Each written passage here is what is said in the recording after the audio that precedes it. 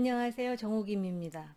오늘은 박범계 법무장관 지명자에 대해서 좀 얘기해 보려고 그러는데요. 아무튼 이 문재인 정권 들어와가지고 다른 부처의 장관은 거의 존재감이 없어요. 언제 들어와서 언제 나갔는지 인사청문회 해도 청문 보고서 통과되지 않고 또 야당이 반대해도 거의 그냥 뭐 불통으로 계속해서 임명하고 그러기는 하지만 거의 이름도 모르는 그런 존재가 없는 장관들이 많은데 법무부는 남다른 것 같습니다. 심지어는 뭐 지금 무법부라는 이야기까지 듣고 조국 전 장관, 추미애 전 장관에 이어서 박범계 현 후보자에 대한 여러 가지 얘기가 나오면서 무법부 3인방이라는 볼멘 얘기가 나오는데 도대체 무슨 일이 있었기에 추미애 뺨칠 정도의 박범계다 이런 말을 듣는지 한번 좀 살펴보도록 하겠습니다. 우선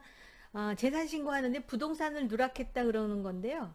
그거는 좀 심심하죠, 얘기가. 그런데 박범계 후보자가 재산이 여기저기 꽤 있더라고요. 그래갖고 다주택 문제를 해소하겠다고 처분을 하기는 했는데 매부한테 시세보다 싸게 팔았다. 심지어는 처조카에게 증여했다. 즉 이런 의혹이 제기되고 있어요. 보통 이제 재산 증여 그러면 자식들한테 하는데 왜 저걸 처조카에게 했을까? 뭐 그래갖고 여러 가지 지금 의혹이 제기되고 있고 이러한 그 부동산 문제 외에도 5년 전에 사법시험을 존치하게 해달라라는 고시생을 폭언하고 폭행했다는 의혹이 또 제기되고 있어요. 그리고 음성 녹음 파일까지 있다고 하는데요. 여기 보면은 고시생의 멱살을 잡고 욕설을 한 정황이 고스란히 담겨 있다 하는 게 그 고시생 그리고 야당 측의 주장입니다. 무릎까지 꿇고 고시생이 얘기 한 번만 들어달라고 애절하게 부탁했는데 폭행과 폭언으로 응수했을 뿐만 아니라 그 과정에서 술 냄새가 났다, 주폭이다, 뭐 이런 주장까지 나오고 있습니다. 그러자 박 후보자는 이거 사실이 아니다, 오히려 내가 폭행을 당할 뻔했다 이렇게 이제 반박을 하거든요. 이 피해자라고 주장하는 고시생이 천벌받을 일이다 이렇게까지 나왔다는데 시비곡직이 밝혀져야 될 것 같죠. 이 주폭하면은 생각나는 사람 또 하나 있지 않습니까? 법무부 차관. 얼마 되지도 않은 일이에요. 택시 안에서 잠을 자다가 자기 깨웠다고 멱살을 잡고 폭행을 했다. 그래가지고 112에 신고됐는데 경찰의 행태가 석연치 않다 해갖고 한동안 시끄러웠잖아요. 이 법무부 장차관이 뚜엣으로 아주 무법부의 활용 점정을 찍는다라는 비난과 조롱이 쇄도를 하고 있습니다. 그 외에도 뭐 그 2018년에 김소연 전 대전시의원과의 갈등 문제, 김소연 시의원이 언론과 한 인터뷰 내용이 오히려 박범계 의원 측으로 넘어가면서 재판부에 사용되었다, 건넌유착이다, 뭐 이런 주장도 나오고요. 아무튼 시끌시끌해요. 법무부 장관들. 그래서 아주 뛰는 조국이에 나는 추미애. 이것도 모자라서 추미애 뺨치는 박범계가 드디어 나타났다. 어차피 박범계 후보자는 법무장관 될 것 같습니다. 늘 그러했듯이. 그것 때문에 지금 뭐 데스노트에 올리느니 마느니 그러는데 문재인 대통령이 뭐 데스노트 뭐 신경이나 쓰겠습니까? 문방구에서 파는 무슨 노트라고 생각하는 거 아닌지 모르겠어요. 뭐 야당이 반대를 하든 또는 어떤 결정적인 문제가 나왔든 얼마 전에 장관 뽑을 때도 그랬잖아요. 그 국토부 장관 얼마나 말이 많았습니까? 참 신기한 거는 사실 정권이 이렇게 이제 막바지를 향해서 갈 때 국회라든지 여론을 무시한 장관 임명이 굉장한 파열음을 내면서 정권이 무너지는 어떤 그 발단이 되기도 하는데 이 정권은 아직까지는 강성 지지층의 토대가 굉장히 두터운 게 아닌가? 근데 그게 나중에 독이 될 수는 있겠죠. 제가 왜 이런 말씀을 드리냐면 여러분 기억하십니까? 박근혜 정권 당시에 국회의원 총선 때 그 대통령이 보여준 태도, 그 다음에 총선이 끝나고 장관 2명을 임명을 하는데 여론과 국회의 비판과 반대, 그리고 아마 그 당시 청문 보고서가 통과되지 않았던가 그랬음에도 불구하고 불통 이미지를 굳히면서 장관으로 임명하면서 그게 박근혜 정권이 무너지는데 상당한 그 변수가 된 적이 있었거든요. 그런 부분이 이렇게 상기되면서 그럼에도 불구하고 문재인 정권은 그냥 박범계 법무부 체제로 갈 것이다 이런 생각이 들어요. 저는 박범계 의원이 그러니까 판사 출신 정치인이잖아요. 근데 저는 오히려 판사 출신보다는 정치인 쪽에 방점을 찍고 있거든요. 좋게 말하면 굉장히 유연한 정치인인 것 같아요. 몇 가지 그 어록이 있죠.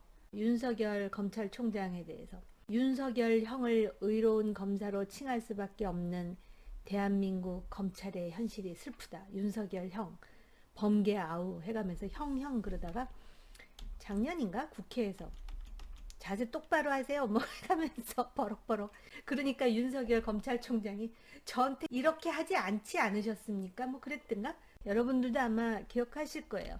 그런가 하면은 박원순 전 시장에 대해서 맑은 분이셔서 세상을 하직한 것이다 해가지고 울먹거리면서 그런 말을 해가지고 굉장히 논란이 되기도 한 인물이 바로 이 박범계 후보자죠.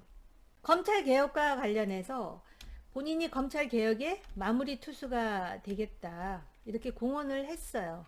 그러면서 또 한편으로는 법심을 끌어안아야 한다.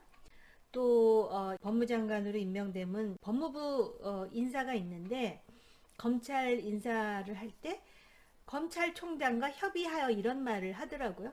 정말 어떻게 보면 너무 당연한 말인데 굉장히 각인이 되는 이유가 추미애 장관이 작년 1월인가 검찰 인사를 하면서 완전히 윤석열 검찰총장을 패싱하면서 거의 개무시 수준이죠. 패싱하면서 뭐라 그랬냐면 윤석열 총장이 제 명을 거역하고 운운해가지고 지금도 많은 사람이 그 워딩을 기억하고 있거든요. 그런데 박범계 후보자는 검찰총장과의 협의를 얘기하고 있습니다.